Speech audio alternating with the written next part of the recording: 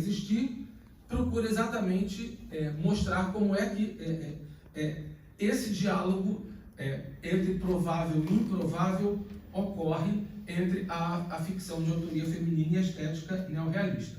Por isso, deixa aqui esse negocinho. Qual é o que é para sair de baixo? Nunca sei. Tem. É o de baixo. Ok. Então, para iniciar, eu pego duas epígrafes. Uma, que é conhecidíssima, do Eduardo Lourenço, né, em que ele diz: sem dúvida, os autores neorrealistas conservaram sempre a fidelidade ideológica como horizonte da sua criação. E assim, de algum modo, voluntariamente se anteciparam a si mesmos, o que, traduzido noutro registro, pode confundir-se ou com mutilação ou com voluntário sacrifício. Todavia, nos mais representativos, este horizonte, cuja presença é inegável, mas cuja imobilidade é menos absoluta do que parece, não só coartou as possibilidades de expressão àqueles que o escolheram, como foi para eles o espaço de libertação e o sinal da autêntica liberdade. Isso está no prólogo do Sentido e Forma da Poesia Neorrealista. E a segunda é de um ensaio da professora Ana Paula Ferreira, intitulado Um Casamento Infeliz, ou O Neorrealismo e o Feminismo, em que ela diz: não será o silenciamento do feminino resultado de um dos vários equívocos em que a generosidade romântica do marxismo neorrealista caiu? Eu não preciso nem dizer que esse texto dela causou um maior frisson, enfim, e eu acho absolutamente sensacional. Bom, para tentar recuperar um pouco da trajetória dessas mulheres, eu vou a duas ensaístas feministas da década de 70. A primeira é a Linda Nochlin, que em 71 escreve um ensaio intitulado Por que não houve grandes mulheres artistas? Que eu fiquei logo pensando nisso, né? Por que não houve mulheres neorrealistas? Não é? E o segundo, da Hélène Cixous, é com O Sorriso da Medusa, né?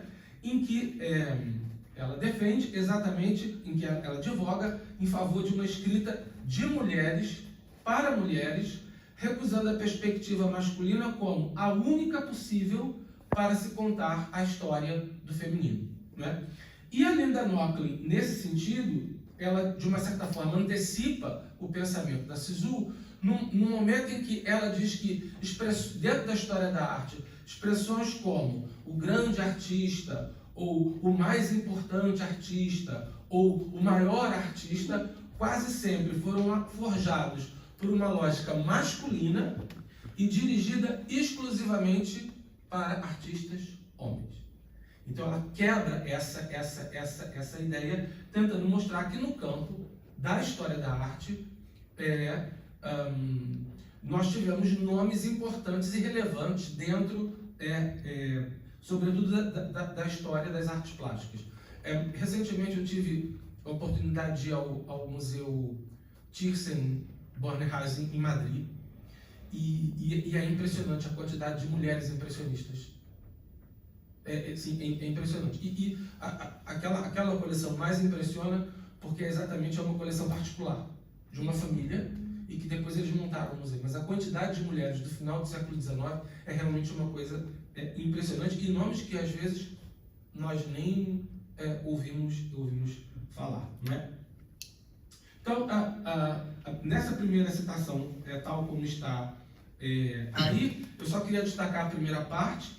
No campo da história da arte, o ponto de vista masculino, branco e ocidental, inconscientemente aceite como ponto de vista do exterior da arte, pode provar-se, e falo, como inadequado, não meramente por razões morais e éticas ou porque seja elitista, mas por motivos puramente intelectuais. E a segunda, que é exatamente da Hélène Cixous, do Riso da Medusa, em que ela diz: quase toda a história da escrita se confunde com a história da razão, na qual ela é ao mesmo tempo o efeito, a sustentação e um dos álibis privilegiados. Ela tem sido homogênea à tradição falocêntrica. Ela é o próprio falocentrismo que goza de si mesmo e se felicita. Bom, quando nós tocamos, por exemplo, em movimentos artísticos e literários, sobretudo em Portugal, no eixo das décadas de 40 e 60, me parece que o cenário não é tão diferente assim. não é? Basta perceber, por exemplo, qualquer manual de história da literatura que vocês pegarem, vocês não vão encontrar nenhum nome de nenhuma escritora mencionada como autora de alguma obra de teor neorrealista. E aí é que eu pensei, bom, o que o pessoal dessa época pensava?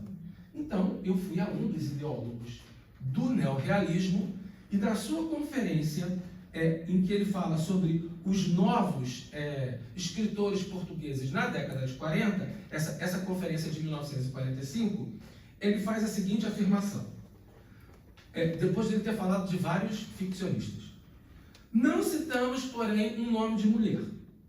Tivéssemos enveredado pela criação poética, e não seria muito difícil indicar alguns nomes femininos. Na ficção em prosa, não apareceu, que saibamos, nenhuma escritora a assinalar a tendência para a reportagem com estilo. Que ele diz que, na verdade, o romance neorrealista é uma reportagem com estilo. É um documentário escrito a partir do estilo individual, pessoal de cada um dos escritores. Ele diz que essa, na verdade, é a tendência. E que, claro, obviamente, dentro desse gênero narrativo, não há presença de nenhuma mulher. Por quê? Porque a mulher tende muito mais a sua subjetividade mais delicada, mais sensível a escrever poesia. Eu quero lembrar, exatamente. Eu quero lembrar, por exemplo, o Massaú de Moisés, na primeira edição do livro dele, A Literatura Portuguesa, de 1968, quando ele vai apresentar Flor Bela Espanca, de 68, hein, gente? Ele usa exatamente esse argumento. Flor Bela Espanca, pelo fato de ser mulher, não poderia escrever sobre outro tema senão o amor. Claro que depois ele reviu isso, obviamente. Né? Bom, só que vejam, é de 1945. E aí, eu não sei se ela teve ou não contato, mas fato é que em 1946, Natália Correia escreve Anoiteceu no Bairro, que é um romance de pendor nitidamente neorrealista, em que você tem a questão do embate entre indivíduos de classes diferentes e mais a própria questão da violência de gênero, quando nós temos ali uma mulher que vai se candidatar a um emprego, né, e acaba, na verdade, se apaixonando pelo patrão. É uma história tipo meio noviça rebelde, porque esse patrão tem um filho que é um demônio, não é? E a criança fica absolutamente simpática a essa jovem, né? E uma coisa interessante, e que eu vou falar um pouquinho, é que as capas, sobretudo, têm uma importância muito grande. As ilustrações das capas têm uma importância muito grande. E nesse, exatamente, da Natália Correia, mostra exatamente um bairro periférico, que a gente não sabe onde é que fica, mas eu já imagino logo os bairros da Baixa, não é? Em que tem, por exemplo, um nome sugestivo. A rua principal do bairro se chama Rua do Quebra-Pote. Não é? Então, só para vocês terem mais ou menos uma ideia. Bom, e aí eu fiquei me perguntando, olha, esse romance da Natália Correia, com uma trama passada numa das zonas populares de Lisboa, com um elenco de personagens da classe trabalhadora, cujos embates se darão em torno das questões de gênero e da questão social, não poderia ter sido uma resposta da escritora à provocação do Jair Brasil? Isso eu ainda não consegui descobrir, mas eu vou chegar lá, eu acredito. Por outro lado, em 1967, um defensor ferrenho do Estado Novo e do sistema colonial português, Amândio César, ao realizar um levantamento de todos os seus textos críticos na coletânea Parágrafos de Literatura Ultramarina, faz a seguinte afirmação: é de algumas escritoras de Angola que hoje me desejo ocupar, isto porque a sua obra me acaba de surpreender em leitura recente. O mais curioso é que não vou citar 2 ou 3 poetisas, gênero em que, à primeira vista, poderia estar ao agrado da sensibilidade feminina. Não. Trata-se de duas romancistas e uma contista, cada uma com a sua personalidade formada, com a sua experiência a refletir-se no texto romanesco e com a sua técnica pessoal, por vezes bem rudimentar e simples, mas isso mesmo colmatado com a vivência de um meio diferente e com a experiência que marca as obras que realmente valem. Bom, ou seja, diante da conclusão de um intelectual progressista como Jaime Brasil, defensor do neorrealismo, ou mesmo diante de um pensador afinado com o Estado Novo, como é o caso do Alão César, não será incoerente pensar exatamente na conclusão tecida por Ana Paula Ferreira. É grande, mas eu vou ler só o trecho que me interessa. Em que ela diz o seguinte: tal como os demais textos de divulgação e debates publicados na imprensa e resistência antifascista, os vivos alunos sobre a mulher nos jornais O Diabo e Sol Nascente respondem a uma urgência política de combate que se afigura tão só viável em discursos culturais e artísticos de teor alusivo, os quais opõem a visão de mundo marxista, mais propriamente as vulgarizações das surgidas após a Revolução Russa, a ordem repressiva do Estado Novo. Assim, perfilam-se dois modelos antagônicos da condição feminina. É contra todo o sistema político implícito no padrão do anjo do lar que os futuros neorrealistas erguem o ideal da mulher proletária emancipada. No entanto, tanto o apelo aparentemente libertador deste último como a imposição autoritária do primeiro lutam contra uma ameaça comum. Ou seja, tanto os neorrealistas quanto os afinados com o Estado Novo parece que tem aí um inimigo comum, que ela diz o fantasma da mulher independente do homem, tanto econômica como sexualmente. Ou seja, a da que recusa ou transgride a estrutura patriarcal da família. É por isso que ela vai dizer que esse é um casamento geralmente infeliz. Agora, claro, obviamente não para o homem, mas para a mulher que se coloca como de uma forma autônoma e desligada de qualquer dependência do homem. Pois muito bem, claro, obviamente que nem todo mundo caminha pelo lado, vamos dizer assim, de ausência das mulheres. Então, fazendo um levantamento dentro da crítica do neorrealismo, eu encontrei pelo menos dois ensaístas que procuram destacar a presença de algumas escritoras. O primeiro deles é exatamente o Vitor Viçoso. Mas vocês vejam que a crítica que ele faz ainda é uma crítica muito reticente. Vejam, embora não possamos incluir nenhuma autora na década de 40 no campo neorrealista, ele próprio diz isso, que não é possível, há escritoras que, pelo seu apego à realidade social do seu tempo e à situação afetiva, amorosa e jurídica da condição feminina, submetida à mítica situação de família, eu acho essa expressão horrorosa, mas enfim, e a uma submissão machista e patriarcal, se podem aproximar com pertinência, vejam, se podem aproximar com pertinência das fronteiras do neorrealismo, ou seja, elas estão numa região fronteiriça. É recatada e do lar. Exatamente. Eu acho horrível, gente, que acho que lar e fada são duas coisas que não combinam.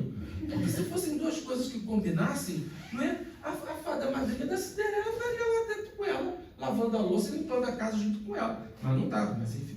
Bom, não vou entrar nem no mérito dessa questão. Mas enfim. Bom, e eu acho que nesse ponto, me parece que o Vitor é o primeiro a levantar essa questão, mas ainda não de forma incisiva.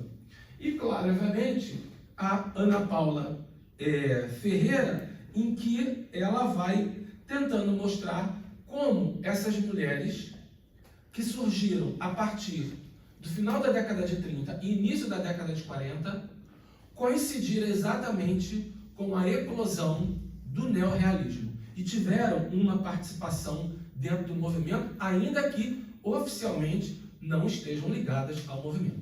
E eu fiquei me perguntando, mas meu Deus do céu, quem são então essas mulheres que escreveram entre as décadas de 40 e 60 coincidindo com o período da geração neorrealista? Teriam elas participado do movimento ou, num caminho diferente, teriam sim optado por uma autonomia, produzindo obras que tanto se afastam quanto se aproximam dos pressupostos estéticos desse grupo? E aí, em pesquisa no Museu do Neorrealismo, a primeira coisa que eu percebi é que, apesar de não termos nomes de mulheres ligados à literatura, nós temos nomes de mulheres ligados a um cânone das artes plásticas do neorrealismo. E vejam, por exemplo, num dos muitos catálogos do Museu do Neorrealismo, a quantidade, eu separei em dois grupos. O primeiro grupo de pintoras. E vocês vejam aí a quantidade de mulheres ligadas às artes plásticas do neorrealismo. E o segundo grupo de ilustradoras de capas dos romances neorrealistas, né? Que também estão aí inseridas nesse grupo, né? Só para vocês terem mais ou menos uma ideia, eu trouxe alguns exemplos, por exemplo, da Alice Jorge, dois exemplos da Alice Jorge, um que se chama Mulher Estendendo a Roupa, que é de 1956, e o outro sem título e sem data, mas que se presume ter sido do final da década de 50, início da década de 60, em que nós temos aí a venda de mercadorias na porta de casas populares. Vocês vejam que essa preocupação em fixar cenas da classe menos favorecida aparece nas obras da Alice Jorge. E alguns exemplos da ilustração, né? Como é o caso, por exemplo, do romance A Espada e o Coração, do Júlio Graça, né? Feito pela Maria Helena Nunes dos Santos, que é um romance de 1962, ou ainda a capa de Maria Barreira para o romance de Mário Braga, Nevoeiro, né? E é interessante porque os dois protagonistas são dois moradores de rua, e isso aparece nitidamente já na capa, né? Ou ainda Viúvas de Vivos, que era exatamente sobre os homens que iam trabalhar nas lavouras e deixavam as suas esposas, né? Do Joaquim Lagoeiro. E vocês vejam, um romance super conhecido, como Casa na Duna, do Carlos de Oliveira. A primeira edição foi exatamente com uma ilustração de Anita Queiroz, e que tem exatamente a representação daquela família na ilustração de capa, né? E aí é que eu fui, então, para os dois principais periódicos neorrealistas. Quer dizer, o primeiro, O Sol Nascente, que vigorou de 37 a 40, eu encontrei lá entre crônicas, respostas de inquéritos, cartas ao leitor, contos, novelas, capítulos de romance, poesia, 11 mulheres, incluindo aí os poemas iniciais da Judite Navarro. E no jornal O Diabo, antes da Vera Lagoa, né? No período mesmo neorrealista de 34 a 40, gente, são 56 mulheres, incluindo nomes como Cecília Meirelles, Maria de Montessori, né? A Maria da Graça Freire, a própria Judite Navarro, né? E, claro, obviamente, a Irene Lisboa escrevendo sob o pseudônimo de João Falco, né? E, claro, vejam, eu estou considerando apenas autoria feminina, não estou considerando, por exemplo, pseudônimos femininos utilizados por homens. Isso eu de uma certa forma, deixei de lado e excluí. O que a gente percebe, então, é que as mulheres não estão na fronteira, gente, do neorrealismo.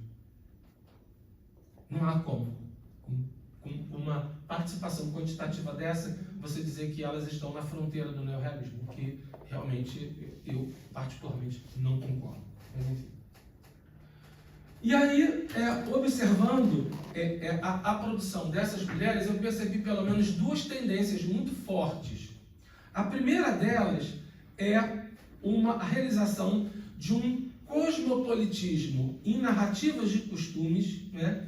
E esse cosmopolitismo ele é muito mais extraterritorial, ou seja, a ação se passa fora de Portugal, em outras cidades europeias, exatamente com o objetivo de mostrar e polarizar o atraso e a mentalidade tacanha da sociedade portuguesa da década de 40 a 60 com o de outras cidades europeias. E, sobretudo, gente, quando a gente fala de outras cidades europeias, a gente está falando de Paris, é óbvio, né?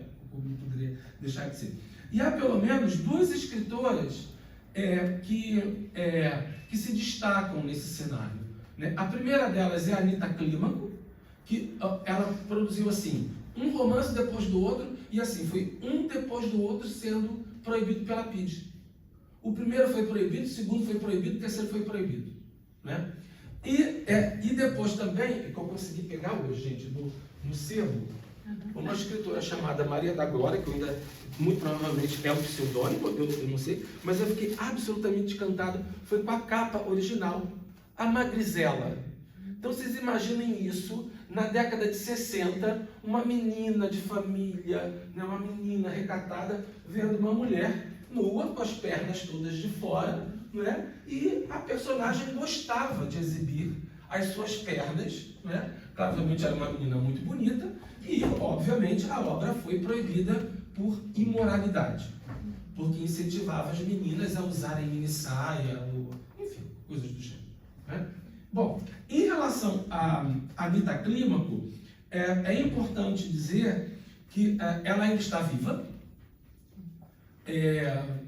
mora, se não me falha a memória, na cidade de Faro, né? no sul mesmo de Portugal, vai na década de 50 para Paris, onde permanece, acaba se tornando correspondente em Paris do Diário de Notícias, não é? E a sua produção ficcional, ela ficou concentrada toda na década de 60. Não teve uma projeção, digamos, de grande repercussão ou trajetória, não é?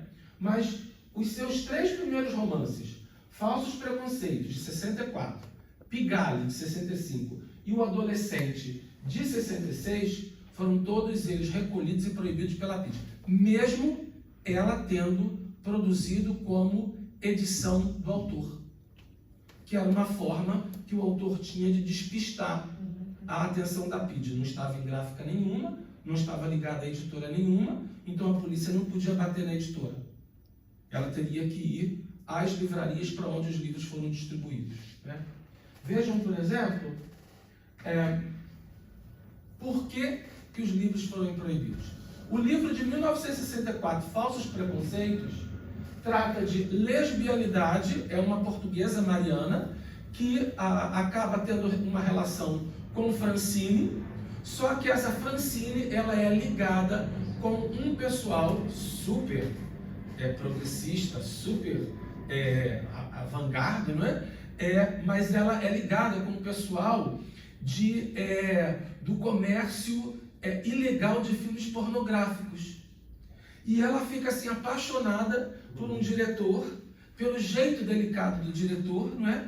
Até o momento em que ela vai e descobre aonde era o navio onde esse diretor morava e vê ele fazendo o filme, né? E ele convida a Mariana a participar de um dos filmes. Ela fica absolutamente escandalizada com a situação, não é? E, claramente, volta para Portugal, para o antigo noivo dela, mas o que se percebe, na verdade, é que é uma espécie de saudade de Mariana, daquela vida absolutamente livre em Paris, né?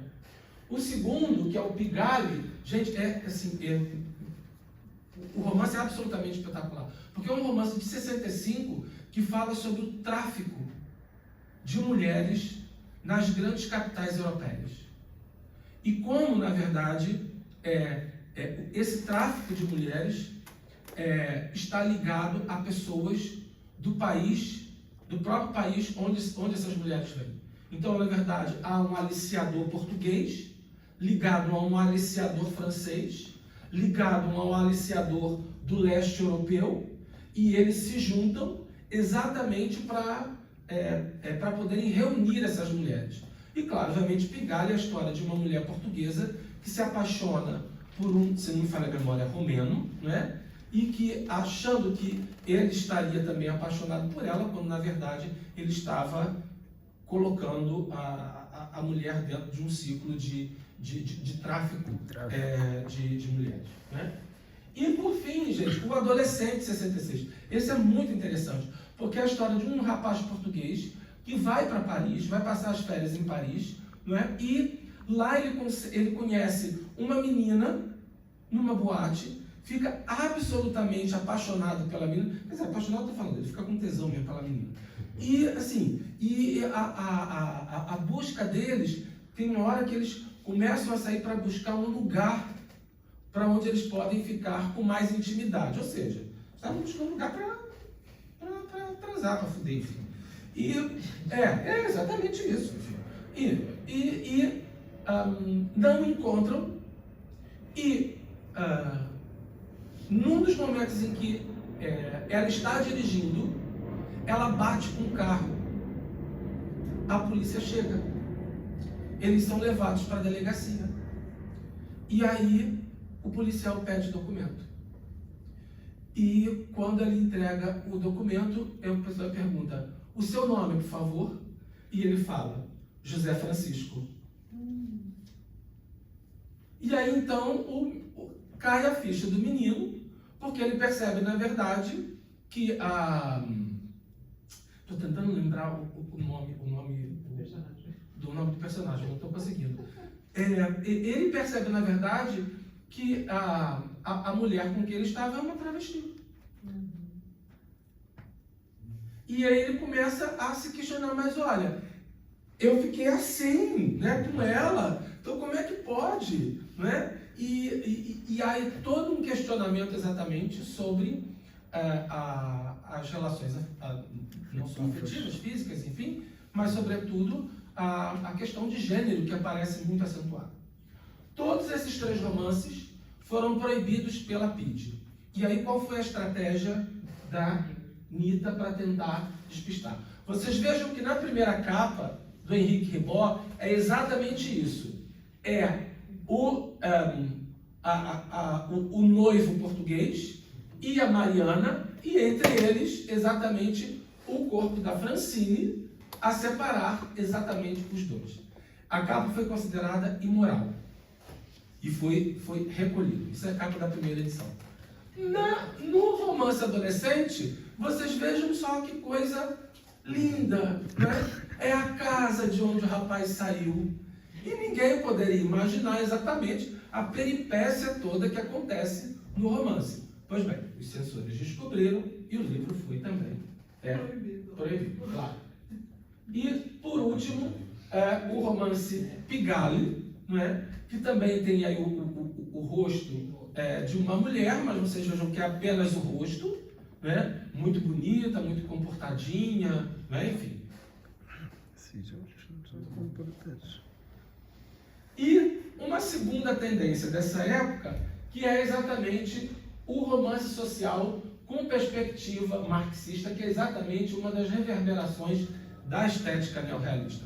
E a Lília da Fonseca é uma escritora muito interessante, porque ela nasce em Benguela, em Angola, vem cedo para Portugal, publica em Portugal o seu primeiro livro, A Mulher que Amou Uma Sombra. É um livro de contos com textos com nítida inclinação colonialista, né? Mas ela tem uma guinada, sobretudo na década de 50, e se consolida na década de 60, sobretudo quando ela funda o Teatro da Branca Flor, que é um grupo de teatro responsável pela formação de leitores e pela, eu poderia dizer mesmo, pela preocupação em construir jovens leitores com pensamento crítico, né? E aí estão os seus textos. Há, por exemplo, textos inéditos que são manuscritos e ninguém sabe onde eles estão, não é? mas que foram anunciados na imprensa da época, como o livro de contos Semana Sem Domingo e o teatro para adultos, A Outra Face da Verdade e a peça Mercado Negro. Mas eu queria terminar chamando a atenção para esse romance, O Relógio Parado, que foi um romance proibido pela PIDE, em virtude do seu conteúdo de temática nitidamente neorrealista. A primeira edição, que é uma espécie de montagem a partir de uma foto, mostra exatamente uma casa e um muro antigos, de uma casa antiga, porque é exatamente o lugar para onde ela vai como professora, Maria do Carmo, né? E a outra que exatamente mostra um relógio sem ponteiros entre pedra, para exatamente mostrar o afastamento e a alienação das pessoas desse vilarejo, né? E a gente fica se perguntando, mas meu Deus do céu, para que serve o relógio parado? A gente usa o relógio para ver as horas, né, gente? Para poder se guiar no tempo. Se o relógio fica parado, qual é a finalidade dele, né? E tem exatamente isso para mostrar o atraso de Portugal e o atraso das pequenas cidades do interior, não é? E, sobretudo, no caso da Maria do Carmo, é a cidade de Pedregal da Serra, nos arredores de Leiria. O que mostra, de uma certa forma, parece que o tempo parou nessa vila, ou que a própria ideia de evolução não chegou a esse local. Tanto que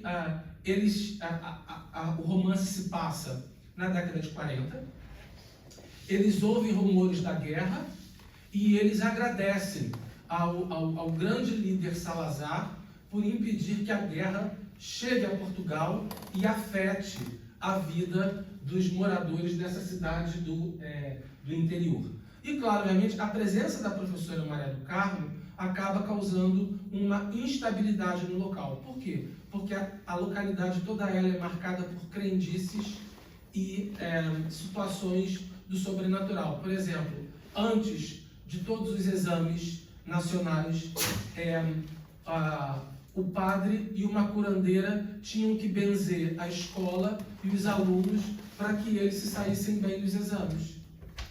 E a professora se coloca absolutamente contra, dizendo que só o conhecimento e a educação são possíveis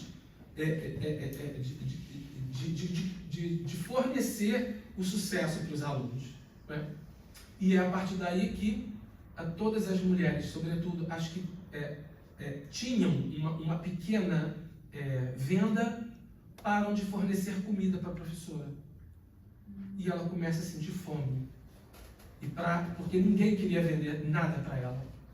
O que ela começa a fazer? Ela começa a roubar a merenda dos alunos, das merendeiras na escola. E ela é pega em flagrante, e a partir daí, então, ela não é só chamada de ladra, mas como, por exemplo, dizem que a ideia dela de montar uma biblioteca é algo do demônio. Eles fazem um auto de fé, pegam todos os livros da biblioteca e queimam os livros em praça pública. É talvez uma das cenas mais impactantes do romance, né, quando ela diz lá, mãos erguidas apanhavam-nos ao ar num jogo de empurra que tinha muito de divertido pelos gritos, gargalhadas e empurrões que suscitavam. Quando eles eram tomados pelos braços do fogo, já iam meio esfrangalhados. A vozearia parecia de gente ensandecida e avassalada pela raiva. Ninguém se entendia. Inocêncio mordeu os lábios e olhou para um e outro lado. Deu de cara com Maria do Carmo. Todo o embaraço que a história dos lanches levantara entre ambos se fundiu. Correu para a professora e queixou-se numa voz em que as palavras se afogavam em choro. Os livros. Maria do Carmo passou-lhe o braço à volta do pescoço e o aluno, encostando-se àquele esteio amigo, começou a soluçar. Aos olhos de Maria do Carmo assomaram também 2 lágrimas. Os livros continuavam a arder. Maria do Carmo perdeu a noção de tempo. O fumo e o cheiro da resina queimada afogavam tudo naquele ponto perdido do mundo, chamado a encruzilhada de Vale da Linha.